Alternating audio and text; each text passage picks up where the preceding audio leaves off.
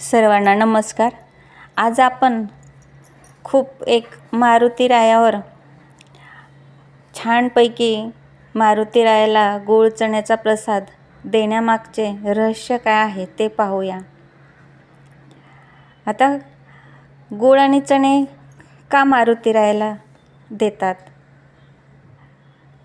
हनुमंताचे प्रिय खाद्य काय आहे? तर चणे आणि गूळ आणि निसर्गातील कंदमुळे, विशेषतः जास्त चणे आणि गूळ मारुतीरायाला अत्यंत प्रिय आहेत असे मानले जाते।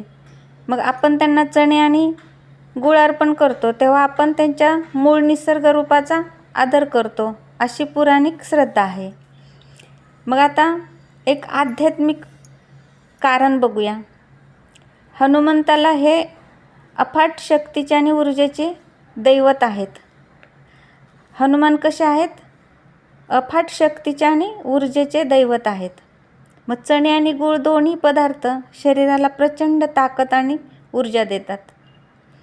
म्हणूनच मारुतीला हे नैवेद्य दाखवून आपण प्रार्थना करतो, हे मारुतीराया, जशी या प्रसादामध्ये ताकद आहे तसे बल आणि बुद्धी आमच्या शरीराला आणि मनाला दे, असं आपण प्रार्थना करतो।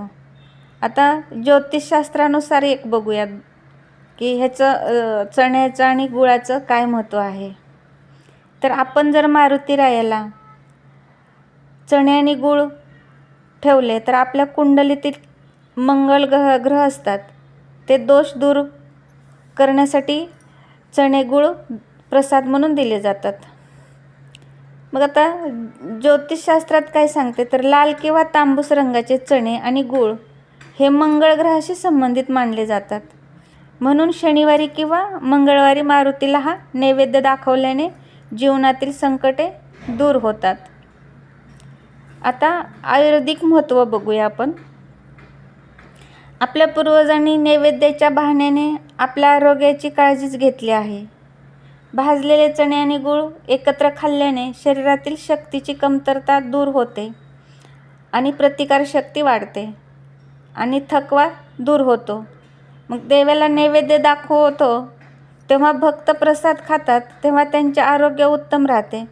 म्हणून भक्तांनो, मारुतीरायाला चणे गूळ अर्पण करा आणि प्रसादाच्या रूपाने ते स्वतः खाऊन मारुतीसारखे बलवान व्हा आणि कमेंटमध्ये लिहा जय श्रीराम आणि शेअर करा, लाईक करा ही विनंती आहे।